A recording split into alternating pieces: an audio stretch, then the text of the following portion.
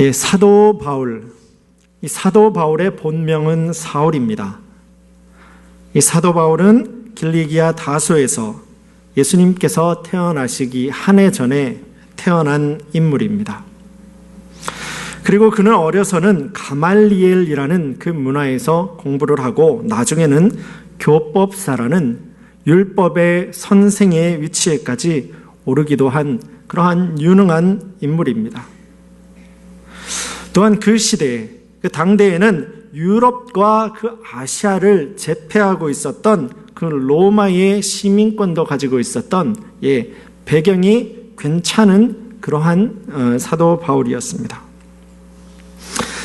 이 같은 사도 바울은 스스로 율법에 정통한 사람이 되었고, 그래서 스스로 내가 율법의 기준이 된 사람이라는 그 배경에서 가진 바리새파 중심의 신앙관이 그의 몸속에 이제 배어들게 됩니다. 그리고 이 바리새파, 율법 중심의 신앙관에 비추어서 잘못된 가르침이었다라고 생각이 되었던 그 당시 예수님, 그리고 그 당시 기독교, 또 기독교를 믿는 사람들을 박해하는 일에 이제 앞장서게 됩니다. 잘못된 가르침을 선동하고 있는 저 예수님과 예수님을 믿고 있는 사람들이 굉장히 위험해 보였던 것입니다. 특별히 우리 사도행전 7장에 나오는 우리 스데반 집사님의 처형 사건이 있습니다. 바로 그 처형 사건으로부터는 기독교 탄압에 앞장서는 바리새파의 아이콘으로 등장하게 됩니다. 그리고 이 사도 바울은 그가 세상과 그리고 그가 몸으로 가지고 있었던 이 율법으로 배운 그 판단의 기준에서 볼 때 유일하신 하나님입니다.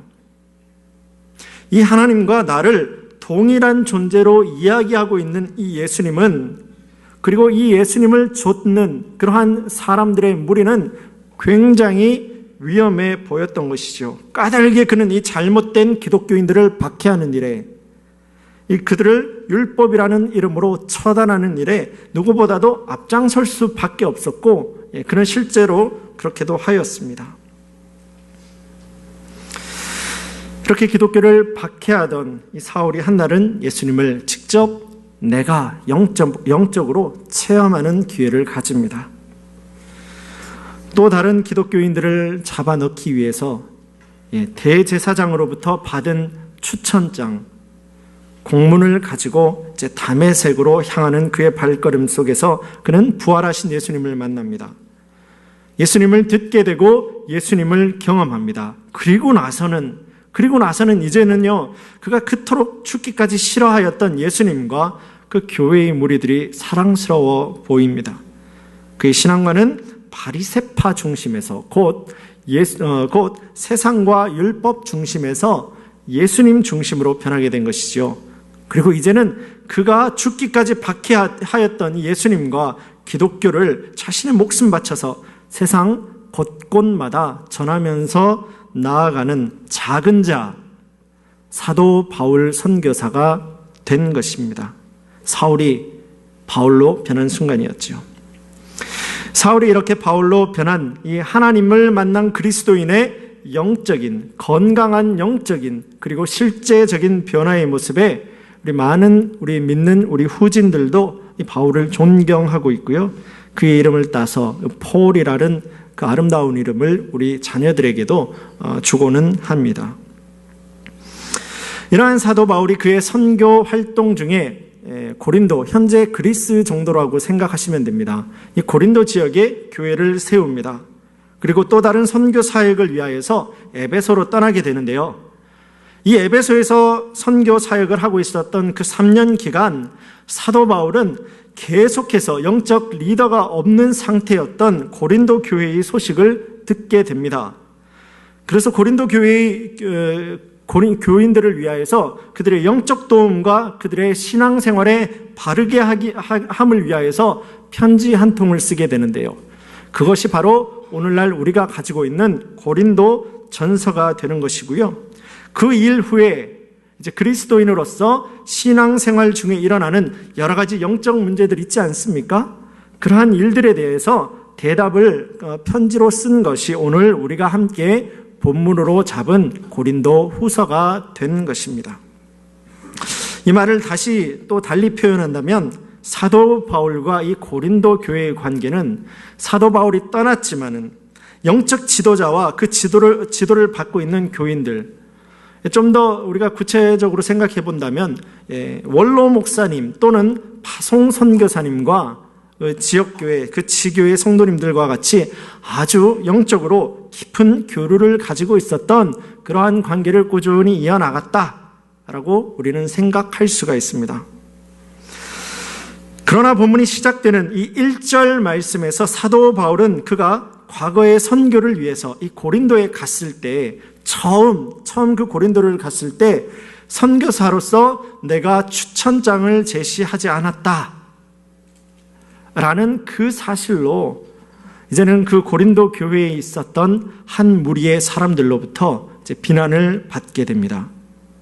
사도 바울이 에베소 지역으로 떠나지 않았습니까?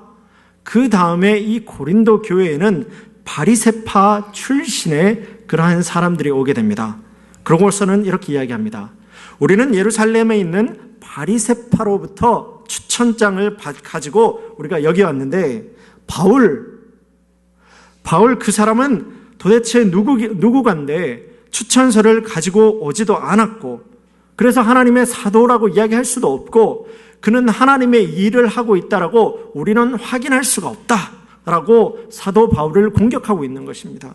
그리고 이 말에 일부의 고린도 교인들은 함께 동요하였다라는 것이지요. 우리가 처음에도 우리 잠깐 살펴보았듯이 사도 바울 과거 역시도 그렇습니다. 그 역시도 자신을 고발하는 그 바리새파 출신의 사람들과 같이 옛날에는 대제사장이 써준 그 추천장을 가지고 믿는 사람들을 잡으러 다니던 그런 사람 아니었습니까? 그렇게 사도 바울은 예수님을 믿기 전에 마음이 아픈 과거를 가지고 있었던 사람입니다. 바리새파들은 이것을 알고 있었던 것입니다. 그래서 사도 바울의 그 수치스럽고 잊어버리고 싶은 그 기억을 통해서 그를 공격하고 있는 것입니다. 그러나 분명한 사실은 이 고린도 교회 영적 지도자 되는 이 사도 바울을 향한 이러한 비난은 이제부터 막 성장하기 시작하는 이 고린도 교회에 생긴 거짓 스승들로부터 만들어진 그러한 공격이었고 사도 바울은 이들의 공격에 차분하고 또 담대하고 또한 예수님을 향한 믿음으로 그러한 고백으로 답을 주고 있습니다. 마치 우리 지난주에 송 목사님을 통하여서 우리가 또 은혜 받았지 않습니까? 우리 교회가 이제 8주년이 지나고 이제 8년 차로 들어갔습니다. 우리 교회는 이제 더욱더 성장해 가고 있는 이러한 시기에 있는데요. 오늘 말씀을 통하여서 우리 모든 성도님들 오늘 말씀 붙들고 또는 우리 교회를 섬겨나갈 수 있는 성도님들 되기를 원합니다. 이 같은 배경을 가진 본문의 말씀으로 오늘 영광스러운 직분이라는 제목과 함께 내가 신앙생활 중에 만나게 되고 내가 신앙생활 중에 생각하게 되는 그리스도인, 그 믿는 자라는 말의 의미, 그 무게에 대해서 함께 은혜 나누기를 원합니다. 먼저는 우리가 알아야 할 것은 우리 그리스도인, 예수 믿는 사람들, 내가 가지고 있는 우리의 영적 추천서는 바로 나이다라는 것입니다. 우리 그리스도인이 바로 예수님의 영적 추천서이다라는 것입니다. 우리 그리스도인의 각자 건강한 삶 그리고 신실한 신앙생활은 이 세상을 향한 복음의 영적 추천서라는 것입니다. 우리 다 함께 오늘 본문의 말씀 2절 말씀 다 함께 보겠습니다. 2절입니다. 함께 봅니다. 너희는 우리의 편지라 우리 마음에 썼고 뭇 사람이 알고 읽는 바라. 하나님의 귀한 일을 감당하는 영적 직분자들, 하나님의 귀한 일을 감당하고 있는 우리 믿는 자들, 우리들에게 추천서를 가지고 우리의 출신을 가지고 시비 거는 무리들을 향한 사도 바울의 지혜입니다. 바로 우리 자신이 예수님께서 그리스도인으로서 부르셨고 또 나를 주님의 일꾼, 나를 복음의 일꾼으로 쓰신 내가 바로 예수님의 추천장이다라는 말입니다. 예수님의 추천서는 이 세상의 추천서와는 다릅니다. 세상의 추천서는 사람이 씁니다.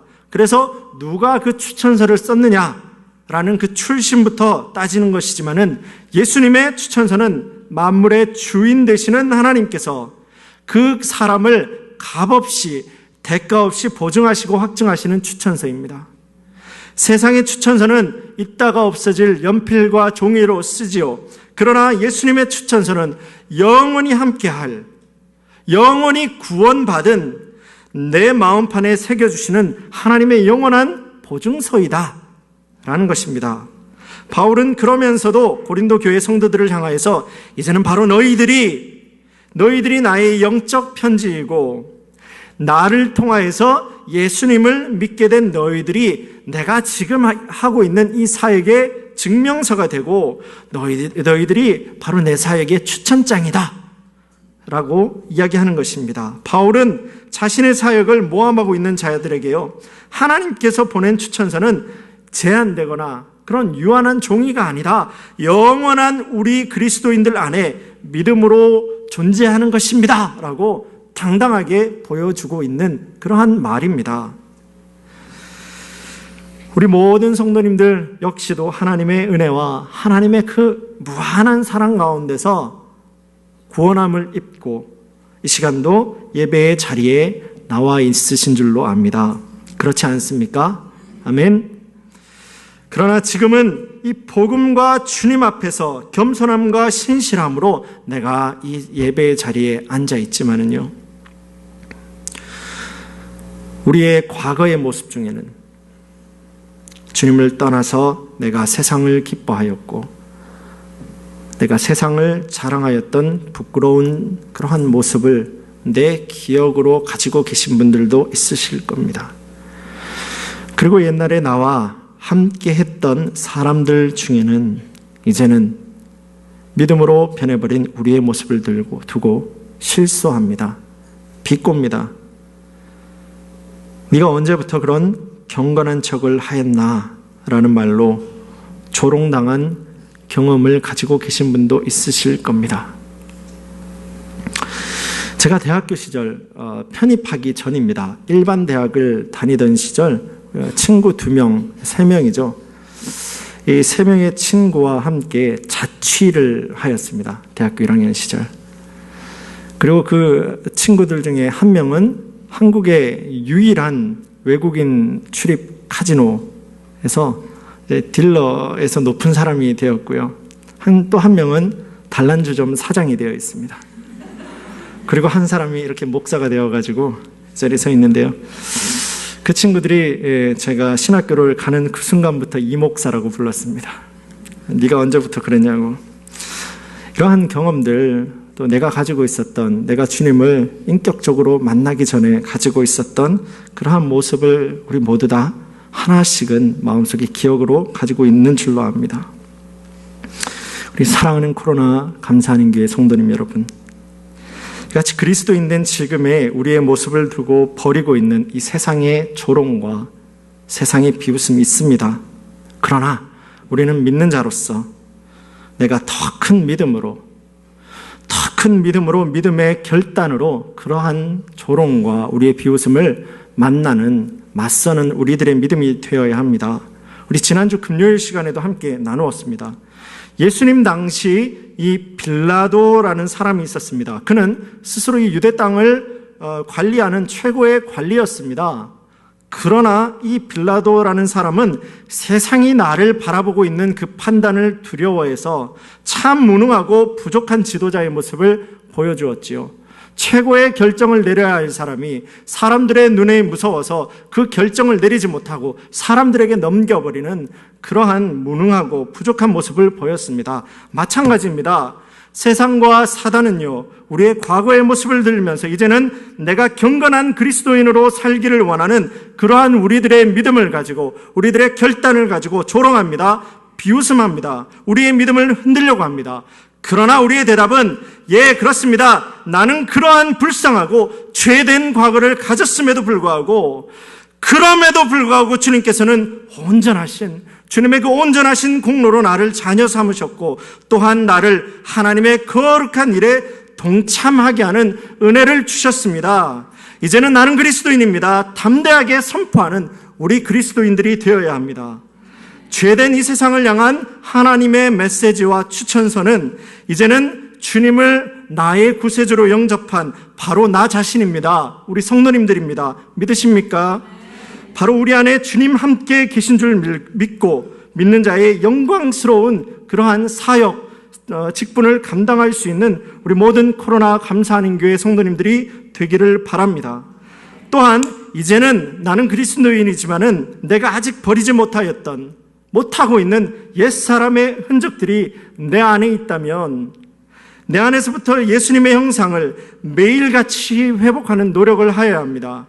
건강치 않은, 우리들의 신앙생활에 건강치 않은 그러한 생활의 습관들이 있다면 버리시기를 원합니다. 이러한 복된 주님의 추천서 되고 복음의 증거자 된 우리 성도님들의 헌신과 성실함 가운데서 복음의 능력된 그러한 복음의 증인의 삶을 살아가는 우리 코로나 감사하는 교회 성도님들이 되기를 간절히 소원합니다. 또한 우리 그리스도인들은 새 언약입니다. 새 언약입니다. 우리 코로나 감사하는 교회 모든 성도님들은 새 언약 예수 그리스도의 직분자들입니다. 나는 예수님 새 언약의 직분자라는 사실을 우리는 반드시 기억해야 합니다. 우리 모두는 새 언약 복음 안에서 하나님의 귀한 일을 위하여 부르신 하나님의 자녀들입니다. 오늘 본문의 말씀 쭉 이어서 내려가는 6절부터 8절 말씀입니다. 제가 보겠습니다. 그가 또한 우리를 새 언약의 일꾼 되기에 만족하게 하셨으니 율법 조문으로 하지 아니하고 오직 영으로 함이니 율법 조문은 죽이는 것이요 영은 살리는 것이니라. 돌에 써서 새긴 죽게 하는 율법 조문의 직분도 영광이 있어 이스라엘 자손들은 모세의 얼굴에 없어질 영광 때문에도 그 얼굴을 주목하지 못하였거늘 하물며 영의 직분은 더욱 영광이 있지 아니하겠느냐. 지금 함께 본 이 말씀은 출애굽기 34장에 나오는 모세가 시내산에서 하나님으로부터 두 번째 말씀을 받아들고 내려오는 그 장면을 사도 바울이 인용하고 있는 그러한 모습입니다. 하나님의 선한 직분을 감당하였던 모세에게서 얼굴에 광채가 나는 그러한 모습을 보여준 것이지요. 오늘 우리가 함께 읽은 이 본문의 말씀에서 사도 바울은 옛 언약이 있고요, 여기에 새 언약이 있다라고 이야기합니다. 이 옛 언약은 하나님께서 시내산에서 모세를 통하여서 이스라엘에게 돌비에 새겨준 그 십계명과 또 다른 여러 가지 규례가 언약 규례들이 있지 않습니까? 이것을 이야기하고요. 이 옛 언약은 하나님께서 그의 백성의 순종을 요구하는 그러한 행위 언약입니다. 이것은 하나님과 이스라엘 백성 간에 가졌던 조건적인 계약이 바로 옛 언약입니다. 곧 백성된 이스라엘 너희와 구원자 나 하나님 사이에는 이러한 약속들이 있고 너희들이 이 옛 언약을 잘 지켰을 때 나와 너희 사이의 관계는 유지가 되는 것이다 라는 그러한 모양이 옛 언약입니다. 합리적으로 보입니다. 계약이지 않습니까? 그러나 이 옛 언약은 실상은 우리 연약한 사람들에게 주는 무거운 법칙이고 또 부족한 인간들을 결국은 죽게 만드는 그러한 규칙입니다. 그러나 이 새 언약은 조금 다릅니다. 완전히 다릅니다. 하나님께서 우리 연약한 모습을 이해하시고 우리의 부족한 부분을 하나님께서는 용서하시고 그의 무한한 은혜를 기초로 하여서 우리에게 주신 이 생명입니다. 영원한 생명의 약속 위에서 바로 이 새 언약 우리 예수 그리스도를 나에게 우리 주님으로 주셨다라는 것입니다. 이 새 언약은요 때마다 힘들게 지켜야 하는 행위 규약이 없습니다. 아무런 조건이 없는 하나님의 일방적인 사랑 언약입니다. 옛 언약 안에서는 우리가 죄를 지었을 때 피해 제사가 필요합니다. 그러나 이 새 언약 안에서는 누구든지 담대히 예수 그리스도의 그 보혈의 능력을 내가 믿고 내가 의지하고 하나님 앞에 나아가면 주님께서는 우리를 받아주시는 것입니다. 사도 바울은 자신이 바로 이 영광스러운 새 언약의 직분자가 되었다라는 것을 자랑하고 있습니다. 모세는요, 인간의 죄를 고발하고 결국 죽음으로 이끌었던 이 옛 언약의 일꾼이었어도 그는 영광스럽다. 그의 얼굴에서는 광채가 드러났다라고 하는데, 오늘날 우리는 우리를 살리고 영원히 살리는 이 예수 그리스도 새 언약의 일꾼이 되었는데, 우리는 얼마나 영광스럽지 아니한가라고 이 세상 가운데서 감사와 찬양의 선포를 하고 있는 것입니다. 그럼에도 불구하고 이 시대의 교회와 아직 옛 언약의 무게들로 눌려서 살아가고 있는 또한 우리 그리스도인들이 있습니다. 율법에 눌려서 힘들게 신앙생활을 감당하고 있는 그런 직분자도 아직도 있다라는 것입니다. 신앙생활을 할 때는요, 행위와 조건을 강조하는 그러한 사람들에게는 신앙생활 중에 우리가 만날 수 있는 기쁨과 자유함과 감격과 영광스러움 참 만나기가 힘듭니다. 왜냐하면요, 어떠한 사람이 자신의 노력으로 하나님을 기쁘게 해드릴 수가 있겠습니까? 나의 노력과 나의 행위에 초점 맞춰 신앙생활을 하는 옛 언약에 눌린 직분자들에게는 율법이 주는 무거운 짐과 어려움만이 있을 뿐입니다. 바라기는 우리 모든 코로나 감사하는 교회 성도님, 이 예수님의 참 사랑, 예수님의 그리고 영원한 생명의 근원 되시는 이 새 언약, 이 나는 이 새 언약의 직분자다, 나는 이 새 언약의 믿는 자라는 사실을 꼭 기억하시기를 바랍니다. 또한 내가 이 영광스러운 직분자들로 하나님의 자녀가 되었다. 나는 새 언약을 통해서 하나님의 자녀가 되었다라는 사실도 우리는 반드시 기억해야 합니다. 내가 감당하는 세상을 살아가는 중에 여러 가지 그러한 일들이 있습니다. 주님 앞에는 부족한 나이지만은 온전한 하나님의 은혜로 나를 회복하시고 나에게 주신 하나님의 영광스러운 사역입니다. 성스러운 직분입니다. 사도 바울은 죄된 자신을 향한 하나님의 이 크신 은혜를 알았기 때문에 그가 선교 과정에서도 만났던 그 모진 고통들 그래도 극복하고 겸손한 그러한 선교의 사의 모습을 가지고 살아갈 수 있었던 것입니다. 내가 삶에서 감당하는 여러 가지 모양들이 있을 겁니다. 우리 성도님들도 우리 교회에서와 또한 교회 밖에서 내가 감당하고 있는 하나님의 그러한 직분들이 있을 겁니다. 나에게 주어진 이 하나님의 직분들에 대해서 하나님께서 하나님의 영광을 위하여서 나에게 주셨다라는 사실을 우리는 잊지 말길 바랍니다. 때로는 아무 보잘것없이 보이는 나의 이 일에, 아무 보잘것없어 보이는 나의 이 존재 그 자체가 주님의 몸된 교회를 더욱더 아름답게 만들어 가고요, 더욱더 건강하게 세워가는데 굉장히 중요한 일이 되는 것입니다. 오늘 아침에도 와서 문을 열었습니다. 교회 문을 열고요, 이것저것 예배 준비하기 전에 예배를 준비하는 중에 여러 가지 이제 바쁘게 다니고 있었는데요, 일부 예배에 참석하시는 한 연세가 높으신 어르신입니다. 오시자마자 이렇게 보시더니 교회 문 앞에서부터 쓰레기를 주워 가기 시작하는 것입니다. 누가 알겠습니까? 누가 보겠습니까? 그러나 내가 하고 있는 이 일을 통해서 우리 코로나 감사하는 교회가 그래도 든든히 더욱더 하나의 연합체로, 믿음의 공동체로 세워져 간다라는 그 믿음을 저는 도와드리지는 못하였습니다. 그러나 그렇게 뒤에서 이렇게 바라보는데요, 그 마음을 참 느낄 수가 있었습니다. 그것이 그냥 이 땅 가운데서 주님께서 세워가시는 아름다운 주님의 몸된 교회, 믿음 공동체라고 생각합니다.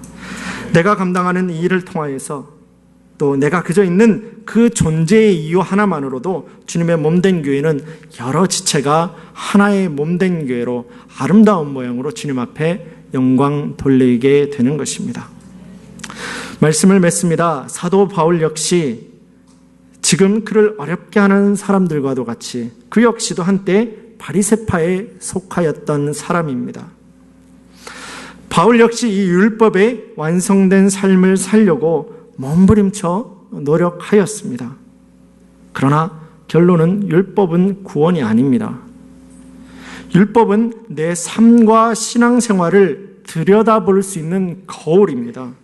율법은 내 삶을 보고 내 죄를 깨닫고 죄인된 나의 모습을 깨닫게 하고 다시 한 번 더 새 언약의 필요성을 더욱더 절실하게 느끼게 하는 이 율법 역시 하나님의 은혜가 되는 것입니다. 바울은 다메섹에서 예수님을 만남으로 새 언약의 사람이 되었습니다. 그러나 아직도 고린도 교회, 그가 사랑하고 있는 그 믿음 공동체 안에는 예수 그리스도의 그 십자가의 의미를 잘 깨닫지 못하고 여전히 이 옛 언약의 노예가 되어서 행위와 세상의 인정만을 자랑하고 쫓아가던 사람들도 있었다는 것입니다. 그들을 향해서 또한 우리 성도님들 한 분 한 분을 향해서 또한 우리 성도님들의 가족을 향해서 우리 성도님들의 감사방을 향하여서 나의 이웃을 향하여서 진정 주님께서는 우리가 이 생명의 일꾼, 영원한 생명의 일꾼, 이 새 언약의 일꾼이 될 것을 우리에게 증거하고 있습니다. 혹시나 우리 중에도 이런 옛 언약의 일꾼된 나의 모습을 놓지 못하는 우리 성도님들이 있습니까? 예수 그리스도입니다. 새 언약입니다. 이제부터는 이 새 언약 예수 그리스도의 능력 가운데서 주님 주시는 이 새 언약의 능력과 이 약속의 말씀, 이 희망의 말씀, 소망의 말씀, 영원한 생명의 말씀을 나의 말씀으로 꼭 붙들고 살아가는 우리 성도님들 되기를 원합니다. 저는 우리 모든 코로나 감사하는 교회 성도님들 이 영광스러운 복음의 일꾼이다. 나는 내 마음판에 내 심령판에 예수 그리스도께서 나를 하나님의 자녀로 삼으셨다. 내 마음 가운데서 심으셨다라는 이 말씀 더욱더 꼭 붙들고 살아나갈 때 더욱더 귀하고 더욱더 풍성하고 더욱더 아름다운 모양으로 주님을 향하여서 쓰임받게 되는 복된 우리 성도님들 되기를 주님의 이름으로 축원합니다. 아멘.